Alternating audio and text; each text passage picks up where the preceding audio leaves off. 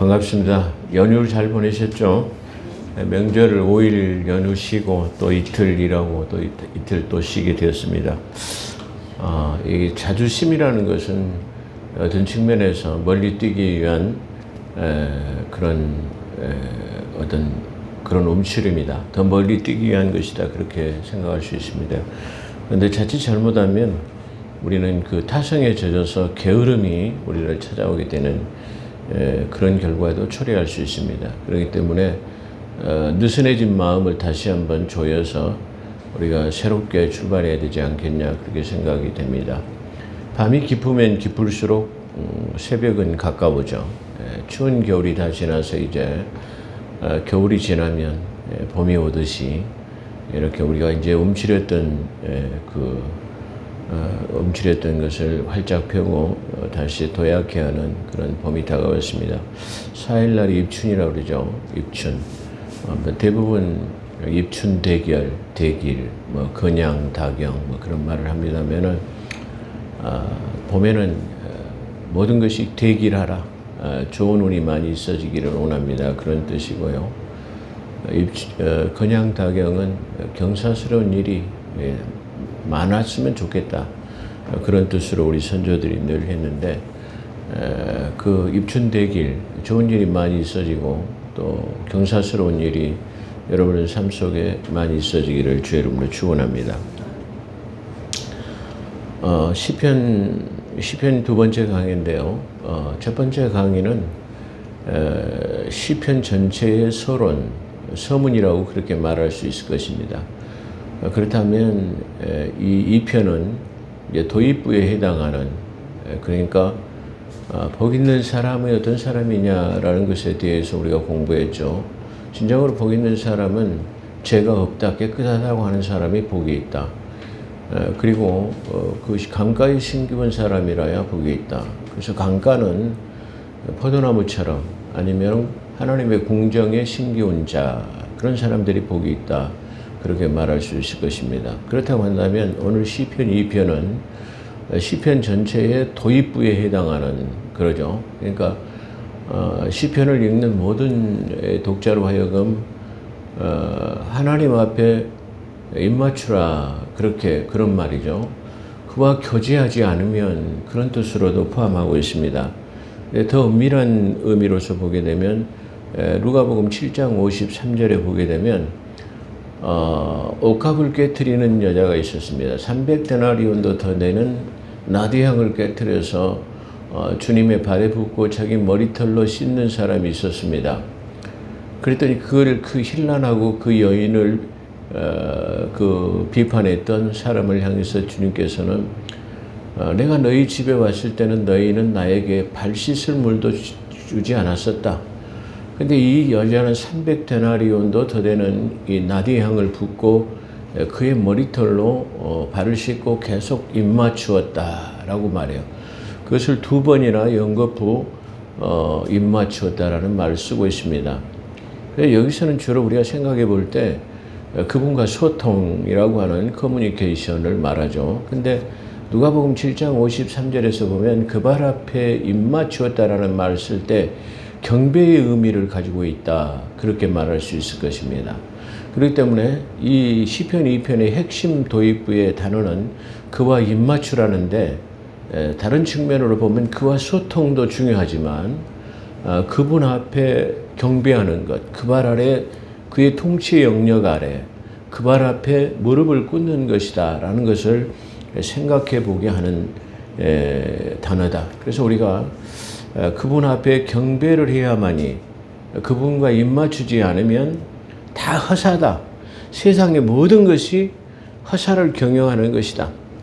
그걸 우리가 먼저 생각해 보면서 이 시편 2편을 통해서 은혜 받는 시간이 되기를 원합니다.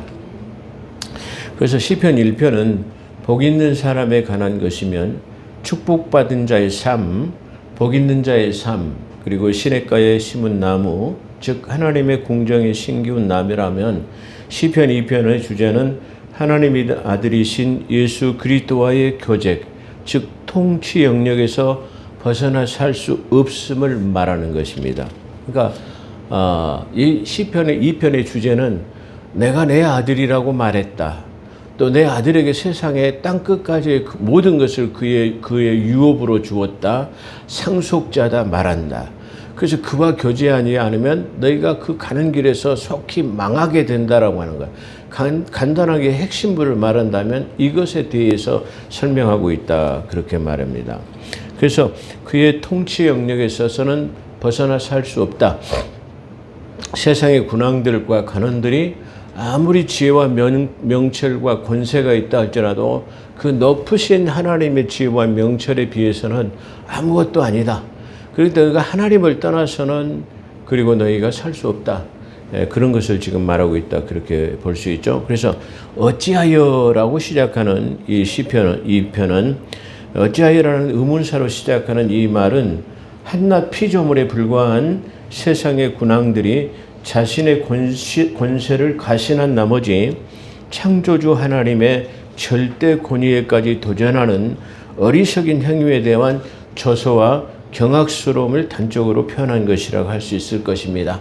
네가 어찌하여, 네가 뭐 얼마나 잘났다고 창조주신 전능하신 저 높이 계시는 그 하나님에 떠나서 살 수 있단 말인가? 어찌하여 네가 하나님을 경외하지 않는가라는 말로 시작하고 있다. 그런 뜻입니다. 그래서 열방이라는 단어는 세상의 모든 나라를 말하는 것이지만 1차적으로는 이스라엘을 대적하는 모든 주변 국가들입니다. 그러니까 열방, 그러면 세상의 모든 군왕과 간원들아라고 말하면 여기서 1차적으로는 그 유대인, 그 이스라엘이라고 하는 신정 통치 국가, 다시 말하면 신정 통치 국가라는 말은 하나님께서 기름 부어 세운 종을 통해 가지고 하나님의 뜻에 따라서 하나님의 선민 이스라엘을 다스리도록 하는 그 신정 통치 국가의 왕을 말하는 것이죠. 근데 그렇게 해서 그 다윗이라고 하는 그 군주를 세워서 신정 통치 국가, 당신의 선민 백성 이스라엘을 통치하도록 했는데 그 하나님의 백성을 괴롭히는 거예요. 그걸 지금 말해. 어찌하여 너희가 그 열방이 그를 대적하는가, 그런 말이죠. 그래서 열방이란 단어는 세상의 모든 나라를 말하지만 1차적으로는 이스라엘을 대적하는 모든 주변 국가들을 말합니다. 그러니까 궁극적으로는 하나님의 백성들 그리고 하나님의 자녀들을 핍박할 뿐만 아니라 심지어는 우주의 역사를 이끌어 가시는 하나님에 대한 절대 주권을 반항하고 도전하는 불의한 세상의 군왕들, 모든 사람들, 그리고 거기에는 사단의 세력까지도 포함하고 있다라고 말할 수 있을 것입니다. 창조주이시며 절대자인 그분의 분노, 그 절대자인 그분의 분노를 일으킬 만한 일이 무엇인가? 그 하나님께서 그 전지전능하시고 다 모든 것을 하실 수 있는 그분을 분노케 하는 것이 무엇인가? 그분의 분노를 일으킬 만한 일이 무엇인가라고 보면 히브리서 라가시라는 말로 표현되어 있는데요. 이 하나님의 분노를 일으킬 만한 이 사람들은 뭘 말하냐면은 음모를 꾸미며 계계를 부린다는 뜻으로서 반역이나 폭동을 일으키기 위한 목적으로 사람들을 격동시켜서 술책을 가리키는 말로 사용하고 있습니다. 하나님의 분노를 일으키는 것은 이렇게, 다시 말하면 뭐죠? 네, 음모를 꾸미며 계계를 부리며 반역이나 폭동을 일으킬 목적으로 사람들을 격동시키는 그런 술책을 가하는 사람들, 그런 사람들 때문에 하나님께서 분노하신다. 그런 말이죠. 그러니까 궁극적으로는 예수 그리스도를 대적하려고 하고 예수 그리스도의 그 영역에서 그 피지배로 그 지배에서 떠나라 버리려고 하는 사람, 그리고 더 엄밀하게 말해서는 다윗의 그 통치 국가에서 다윗의 영역에서 벗어나려고 하는 사람들에 대한 것이다. 그렇게 말해요. 그분의 그런 것들의 분노는 그들이 숨어서 술책을 부리고 모함하고 사람을 격동시켜서 하나님을 대적하도록 만드는 것이다. 그렇게 말하는 것입니다. 이는 구체적으로 다윗이 이스라엘을 다스리는 때에 그를 대적하며 해치는 자들의 반역행위 내지는 침략행위를 의미하기도 합니다. 궁극적으로는 불의한 세상의 군왕들이 하나님의 절대 주권에 대해 도전하는 행위를 의미하지만 그들의 허사를 경영하는 것입니다. 그들이 아무리 그렇게 해봤자 뭐 계란으로 바위를 친다는 것처럼 하나님의 절대 권위와 그 신성에는 도전할 수 없다. 그 영향력을 미칠 수 없다라는 것을, 그렇게 아무리 너희가 해봤자, 그 격동하고 술책을 쓰며 계략을 꾸미고 해봤자 그것은 하나의 허사를 경영하는 것뿐이다라는 것을 말하는 것입니다. 그래서 세상의 군왕과 간홍들은 여호와의 기름 부음 받은 자를 대적하며 그 맨 것을, 그 결박을 벗어버리자 하는도다. 그렇습니다. 그러니까 세상의 군왕과 간원들은 여호와의 기름 부음 받은 자, 기름 부음 받은 자라는 말은 메시아라는 말이죠. 메시아의 영역에서 우리가 벗어나자, 그분의 통치 영역에서 벗어나자. 두 번째는 다윗의 그 이스라엘의 친정 통치 국가라, 그 국가가 우리를 지배하는 것으로부터의 우리를 벗어나자고 하는 것에 대해서 말하고 있어요. 그러니까 그 결박, 그러니까 하나님의 통치 영역에서 벗어날 수, 하나님 없이 평화를 가져오자라고 하는 사람들, 그렇죠. 하나님 없이 평화가 도래할 수는 없죠. 예, 그러죠. 그런 것처럼 하나님 없이 우리가 평화를 가져오고 하나님 없는 세상에서도 우리가 잘 살 수 있다라고 하는 인간의 계략 같은 것을 말하는 것이죠. 예. 그래서 세상의 군왕과 간호는 여호와 하나님 메시아를 대적하는 세상의 권세자들과 그리고 사단과 그 수하의 세력을 의미합니다. 사단은 예수 그리스도의 사역을 실패로 돌아가게 하기 위해서 헤롯 왕 같은 사람들, 그리고 세상의 군왕이죠. 헤롯 왕과 빌라도, 그리고 총독들, 그리고 산헤드린 공회원들을 책동하여 예수 그리스도를 십자가에 못 박았던 사건을 우리가 상기할 수 있을 것입니다. 세상의 군왕이라고 하는 것이 예수 그리스도의 영역에서 벗어나고 그의 통치 영역에서 벗어나고 그가 없이 평화를 종착할 수 있다라고 하는, 그 예수 그리스도 없이는 이 세상의 평화는 종식될 수 없죠. 전쟁은 종식될 수 없죠. 그런 것을 말하고 있습니다. 여기서 기름 부음 받은 자를 대적하는 자라는 말은 기름 부음 받은 자, 메시아를 말하는데, 만왕의 왕이시요 대제사장이시며 선지자 중에 선지자이신 삼중적인 그리스도를 말하는 것입니다. 제가 항상 강조하는 것은 예수 그리스도라는 것을 강조하죠. 예수 그리스도라는 말은 기름 부음 받은 자라는 말은 메시아를 말하는데, 메시아는 삼중직분을 가지고 있는 거예요. 그러니까 예수 그리스도라고 말하면 그는 기름 부음 받은 자로서 삼중직분을 가지고 있는 분이다. 그러니까 왕 중에 왕이시요 대제사장 중에 제사장이시요 그런 선지자 중에서 선지자다. 그러니까 신명기 18장 15절에도 너희는 나와 같은 선지자를 내 뒤에 세울 것이다. 하나님께서 세울 것이다. 그렇기 때문에 너희는 그분의 말을 들으라고 그러죠. 신명기 18장 15절에서.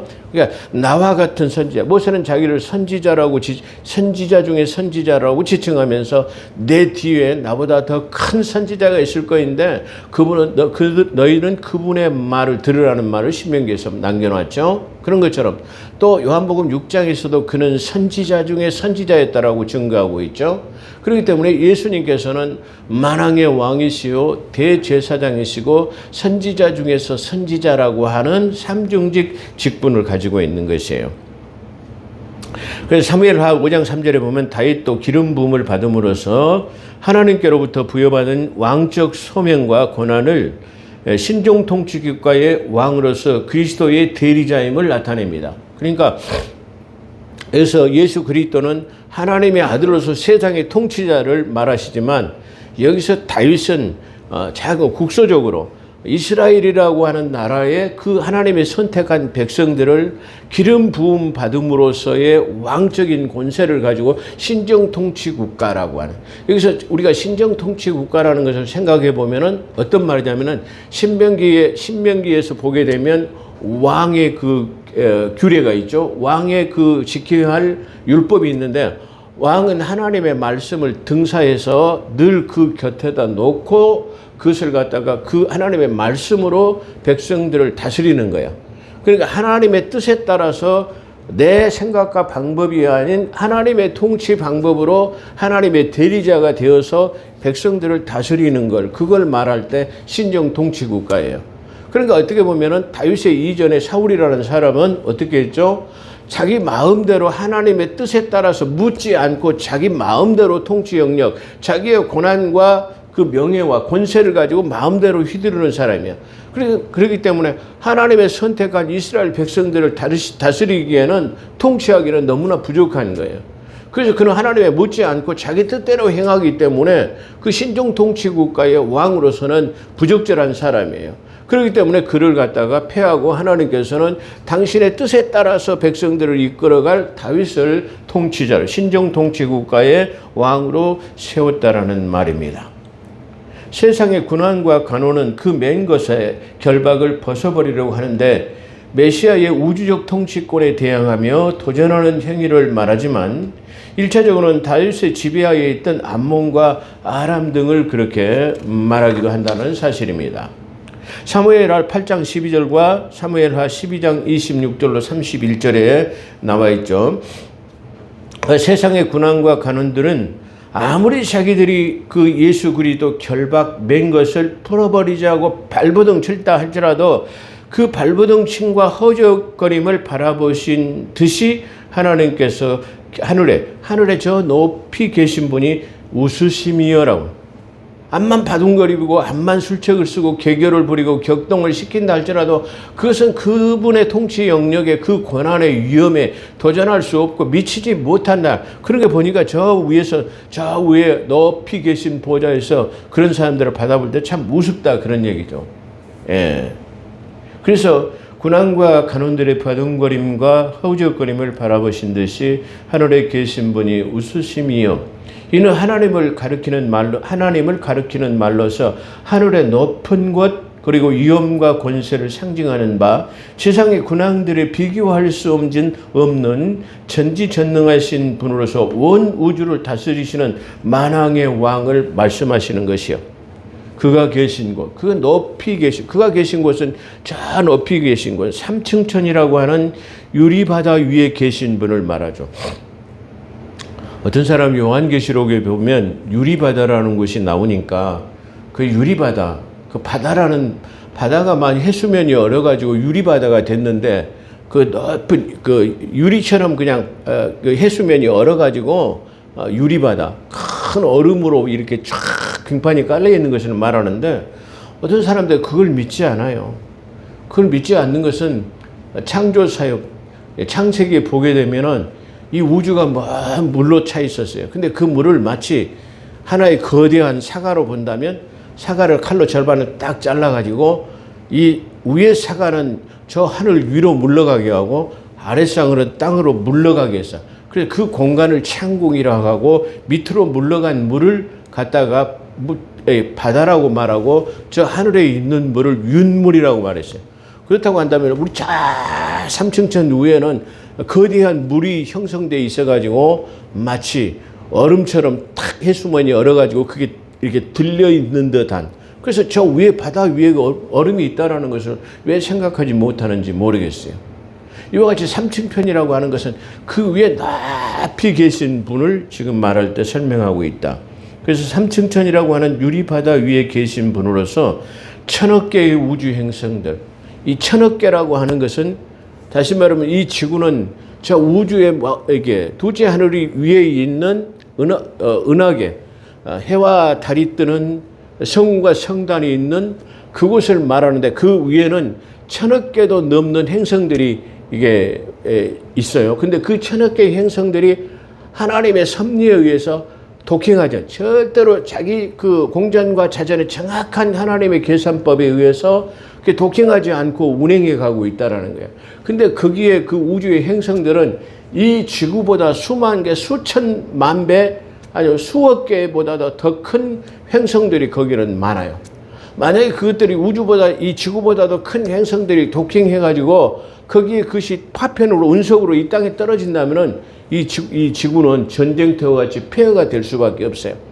그럼에도 불구하고 하나님의 섭리로 제가 그 조금의 오차도 허락하지 않고 그것이 운행되고 있는 그 놀라운 섭리와 권한은 지구상의 어떤 군왕들이나 관원들이라도 그것을 흉내도 낼 수 없는 그 전능하신 분이라는 것을 우리에게 말하고 있는 것이에요. 그 5천억 개도 넘는 우주 행성들을 다스리시며 700억 강년 후에 계신 분으로서 인간의 노력이나 권세나 지혜나 지식으로 범할 수 없는 분을 나타냅니다. 다시 말해 아까 말씀드린 그분은 다시 2천억 개도 넘는 행성들을 다 그분의 섭리와 그 지식으로 다 운행하시고 우리가 그 하늘에 있는 보좌를 올라가려고 한다면 빛의 속도로 700억 강년이라고 하는 시간을 가도 못 가요. 제 아무리 올라간다 하더라도 인간이 가서 우리 아무리 과학이 발달됐다 할지라도 그 과학으로는 달나라고 하는 그것도 가기가 힘든 그런 상황이에요. 근데 그 달나라에서도 그 삼층천이라는 곳을 올라가면은 얼마나 많은 높이를 올라가야 한다라는 것을 우리가 알 수 있습니다. 그런데도 사람들은 그 하나님의 통치 영역, 그 절대적인 절대성, 위험에 도전한다고 하는 것입니다. 그렇기 때문에 하나님이 볼 때 참 한심하다, 우습다 말이야. 비웃으시리로다 라고 말할 수밖에 없습니다. 그래서 하나님께서 웃으심과 비웃으심은 하나님의 인간과 같은 그렇게 형상과 성정을 나타내는 동성론적 신인 동성년을 말합니다. 우리가 똑같은 성정, 우리의 형상을 가진 사람이에요. 그는 역시 우리를 위해서 기뻐하실 수 있고 슬퍼할 수 있고 분노할 수 있는 우리와 성정이 똑같은 분이 우리의 인간의 성품과 같다라는 것을 나타내는 대목이기도 합니다. 하나님은 저 위엄과 권세로 계시기 때문에 절대로 웃지도 않는 분이신가? 그렇게 생각할 때 아닙니다. 그 하나님께서 기뻐하시고 웃으시기도 하시고 분노를 내시기도 하고 그런 분이시다라는 거죠. 우리와 성정이 똑같은 분이시다라는 것을 나타내는 대목이기도 합니다. 주께서 비웃으심은 주께서라는 말이죠. 주께서 비웃으심이라는 말은 여기서 주는 제가 몇 번 창세기를 강의할 때 말씀드린 적이 있습니다만 아도나이로 표현하고 여기서 주 아도나이라고 표현하고 있어요. 여기서 주 아도나이라는 말은 본래의 주권자, 원래의 그 모든 소유가 그분 것이다. 그래 원래의 모든 소유가 또한 그분 것이다. 원래의 주권자 그분 것이다. 원래의 모든 소유가 그분이다라는 말을 할 때에 이게 아도나이라는 말을 쓰고 있습니다. 그때라는 말은 정말로 너희가 그렇게 아무리 내가 세상의 군왕으로서 관원으로서 네가 지혜와 명철이 있다 할지라도 너는 마지막 때에 내가 네 하는 행위가 너의 허사를 경영하는 것처럼 내가 너를 비웃으리로다. 그렇지만 그때는 너희가 마지막 때 심판을 받게 될 것이다. 그때 때이 마지막 날을 말하죠. 마지막 날에는 내가 너희를 심판할 것이다. 너희가 세상의 군왕과 간우로서 너희가 마땅히 통치함으로써 하나님의 지혜와 명철로 이 세상 백성을 다스려야 되는데 하나님을 떠나서 살면서 하나님의 그 통치 영역에 의해서 다스리지 않은 것에 대해서 심판할 것이다. 그렇게 말해요. 그렇기 때문에 이 세상의 모든 그 유엔에 가입되어 있는 독립국가가 234개의 나라라고 그래요. 세상에 지금 유엔에 등록되어 있는 나라가 234개국이라고 합니다. 근데 이 234개국의 나라의 어느 왕들이라 할지라도 그들이 하나님이 살아계신 것과 하나님의 기름 부음 받으신 예수 그리스도의 통치 영역에 있어서 벗어나서 우리가 다스리고 산다고 한다면 그들은 어떤 사람이라 할지라도 하나님께 심판을 받을 것이라는 것을 우리에게 암시해 주고 있는 대목입니다. 그때에 종말론적인 말을 말합니다. 세상의 권세자들은 이 세상에서 잠시 동안 득세하지만 결국 심판에 이르게 될 것입니다. 우리가 중요한 건 여기서 뭐죠? 이 군왕들과 다시 말하면 이 권세자들을 하나님께서 심판하시고 그들이 경영이 허사가 되는 것은 뭐냐면은 하나님의 이 세상에 하나님을 믿는 백성들, 하나님을 믿는 자녀들에 대해서 잘 다스리느냐 못 다스리느냐 거기에 관심이 있다라는 거예요. 하나님이 왜 간원과 군왕들을 심판하시냐 그러면 곧바로 그분이 하나님의 통치 영역에서 예수 그리스도의 통치 영역 그분의 기름 부음 받은 자와 지혜와 명철로서 당신의 자녀들, 백성들을 얼마나 잘 다스리느냐에 관심이 있다라는 거예요. 여기서 우리가 중요한 것은 그걸 우리가 인식해야 됩니다. 하나님께서 군왕과 간원을 이게 내력 없이 전라도 말로 무담시 심판하는 거 아니에요. 그 심판하는 이유는 당신의 선민 이스라엘 백성, 당신을 따른 아바 아버지라고 부르는 하나님의 자녀에 대해서 얼마나 잘 다스리고 그들을 잘 쉽게 말하면 통치하는가에 따라서 그들을 심판하시겠다라는 거예요. 그래서 여기서 중요한 것은 그만큼 하나님의 백성들, 하나님의 자녀의 온갖 심혈을 다 기울이고 있다. 내가 너를 주권자로 세운 것, 내가 세상에 너를 군왕과 간원으로 세운 이유는 내가 내 백성을 잘 다스리도록 하기 위한 것이다라는 걸 말해요.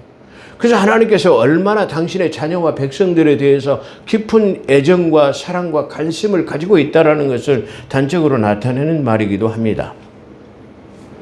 그래서 그때의 종말론적인 그때라는 말은 종말론적인 것을 말합니다. 세상의 권세자들은 이 세상에서 잠깐 득세하지만 결국 심판에 이르게 될 것을 말합니다. 내 거룩한 산 시온에 세웠다라고 말하죠. 내 거룩한 산, 그 왕을 내 거룩한 산 시온에 세웠다. 그러니까 여기서 시온은 예루살렘 도성을 말하기도 하죠. 하나님의 통치 영역이 있는 곳, 하나님의 계신 곳을 갖다가 뭐라고 그러죠? 시온산, 시온도성이라고 그래요. 그러니까 지금 예수님이 이 땅에 계실 때는 예루살렘의 시온의 도성이죠. 또 지금은 저 하늘 보좌에 계시기 때문에 하늘의 통치 영역에 있는 저 하늘이 시온 도성이 될 것입니다. 그런데 여기서는 지금 시온 도성은 바로 저 예루살렘 도성을 말하고 있어요. 그래서 내 거룩한 산을 시온에 세웠다. 시온은 하나님의 통치가 이루어지는 것을 말하지만 1차적으로는 다윗의 왕조를 말하죠. 신정 통치 국가 예루살렘 성을 갖다가 사무엘 5장 7절로 9절에서 예루살렘의 시온 도성이라고 표현하고 있습니다.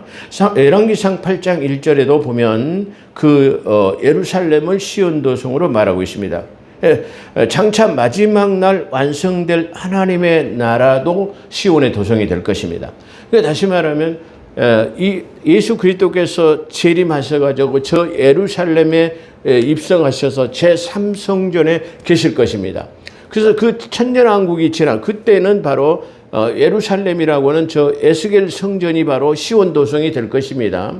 그 시온 도성, 예루살렘의 시온 도성 천년왕국이 끝나고 나면 사람의 손으로 짓지 않은 하늘에서 성도들을 위해서 단장한 새 예루살렘 도성이 하늘로부터 땅으로 내려온다 그러죠. 그 새 예루살렘 도성이 영원한 시온성이 되는 것입니다.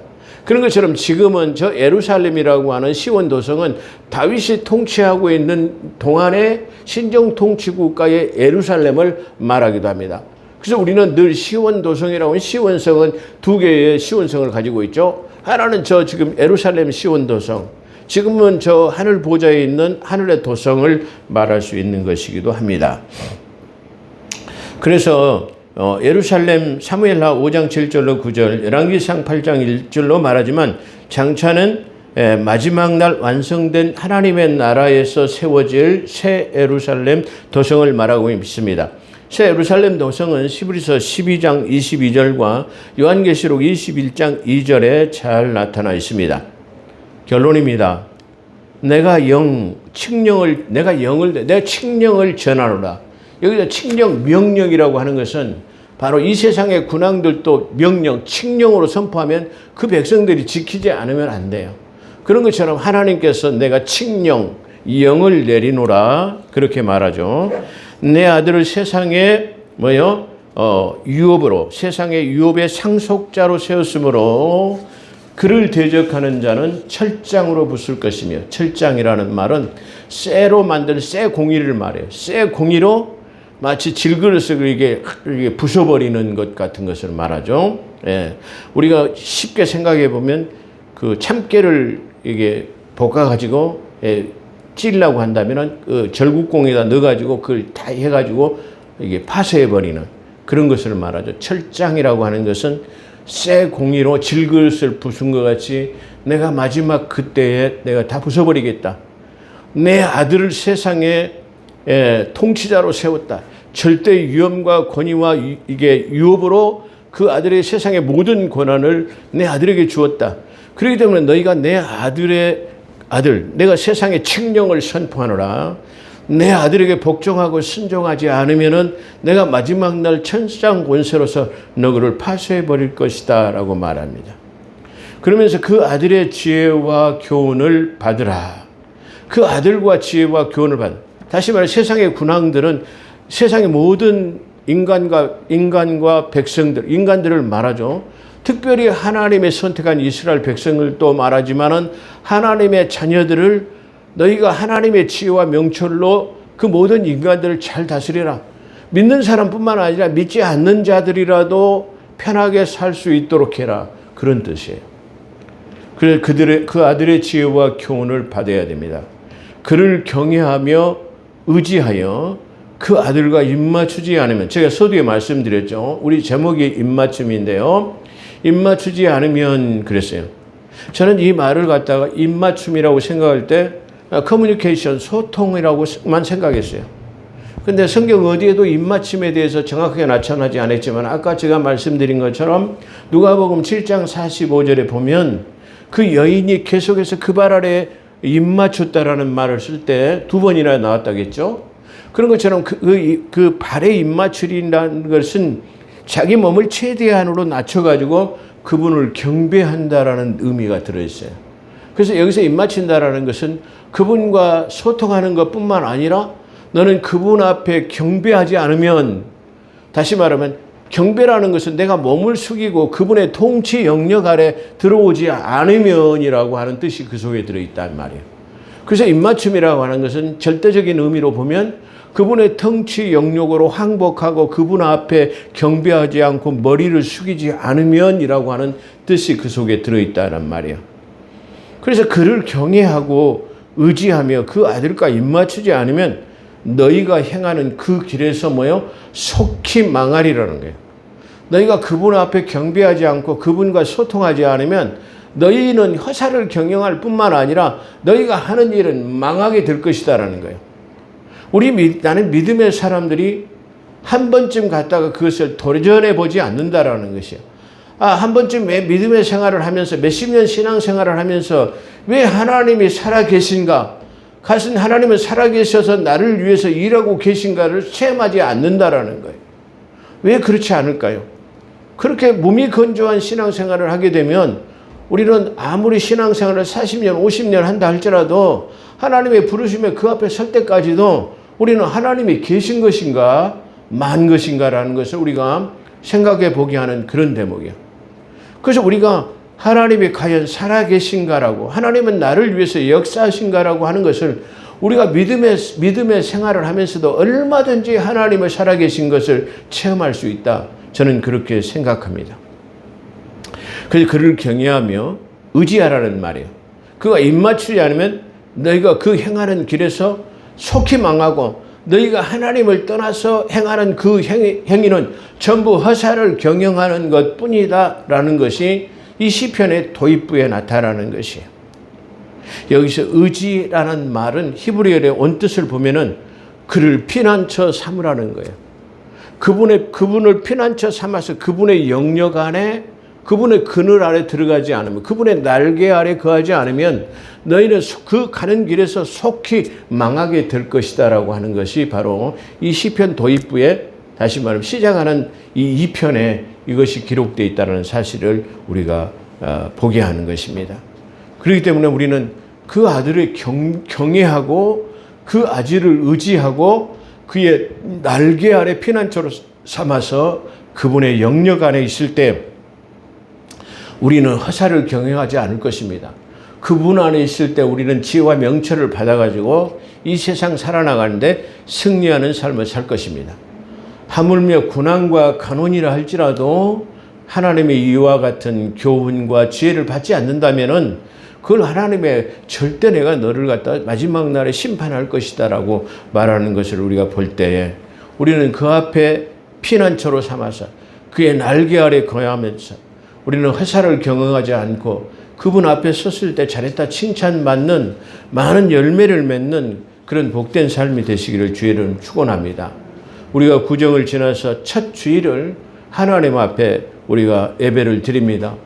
이 한 해가 정말로 하나님과 동행하는 삶, 하나님의 날개 아래 피하는 삶을 통해 가지고 하나님의 과연 나를 위해서 살아계신가, 나를 위해서 역사하신가를 한번 체험할 수 있는 절대적인 그분을 신뢰하는 그런 복된 삶이 되기를 주의 이름으로 축원합니다.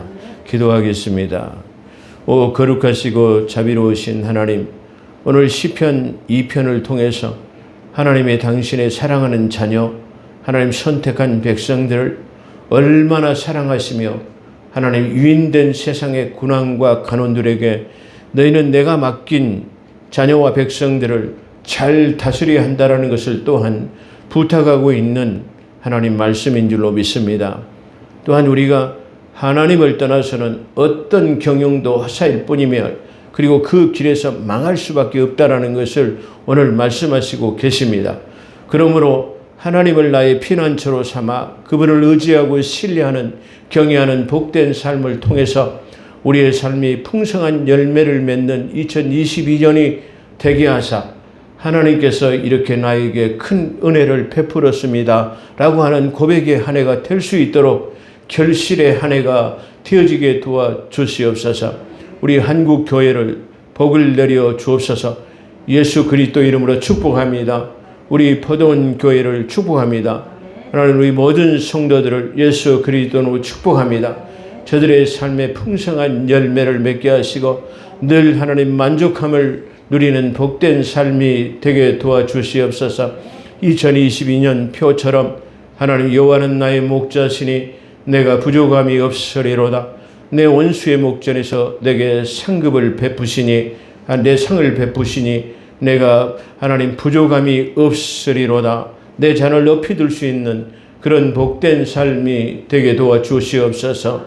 함께 하신 것 감사하며 우리 구주 예수 그리스도 이름으로 감사기도 드리옵나이다. 아멘.